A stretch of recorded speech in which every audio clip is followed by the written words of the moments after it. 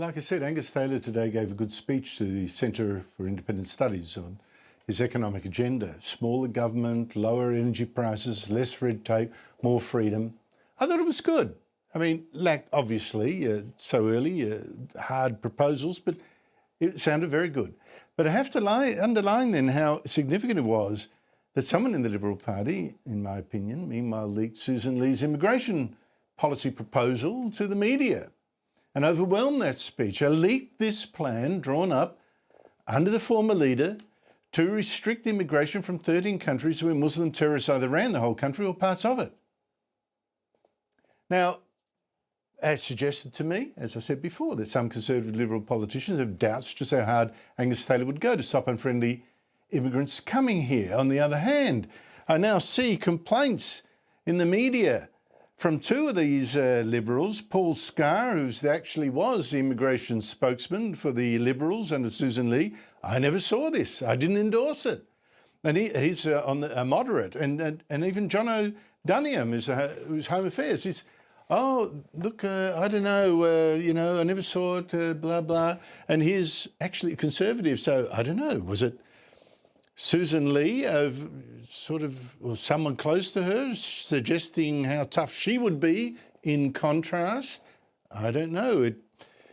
What could be a really positive thing, as Michael Kroger was suggesting, could really turn into a bit of a hand grenade.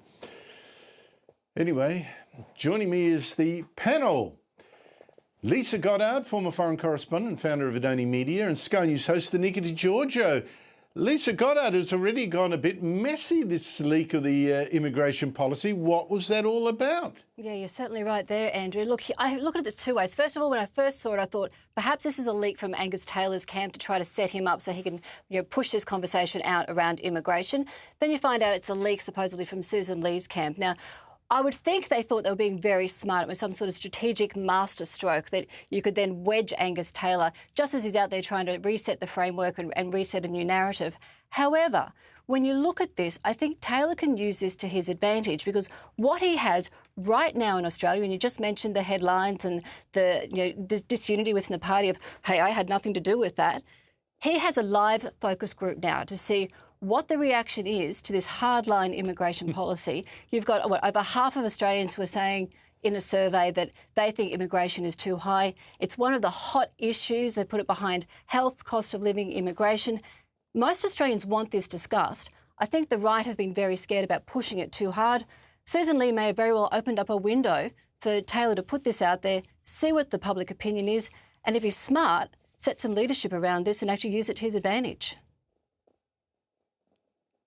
Well, Danica Di Giorgio, that would require very nimble and fast footwork from him because right now, like the headline in the Sydney Morning Herald is, I never agreed. Top Liberals balk at Lee's hardline immigration policy. That is not quite what you want when you fly, as a sort of focus group, to have some of your own already say, no, I don't like it. No, well, that's a problem. And don't forget, there were some moderates in the party, Andrew, who were even scared of the term mass migration. They said that that was inflammatory. So you do wonder whether it is actually coming from that moderate flank. I just can't believe that Susan Lee sat on this. This is a sort of policy we need in this country. I also wondered whether maybe it was leaked from backers of Hasty to try and really push Angus Taylor to make a decision.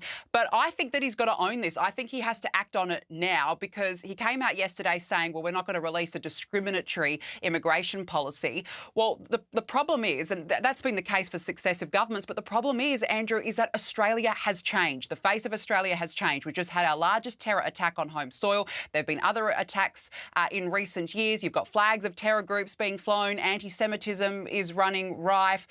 You've got, hate preachers as well. So there needs to be a hard and fast policy, or we might go down the path of the UK if we're not slowly going there already. Look, I will say this about Angus Taylor. I think he's been talking very tough on immigration. It's the first time I've really heard a Liberal leader come out so blatantly, basically saying, well, if you don't fit our values, you're not welcome in this country. And, for Conservative voters, I think a lot of people have been wanting to hear that for some time, but it's got to translate. This can't just be a leadership change. It's got to translate. So I guess we'll wait and see.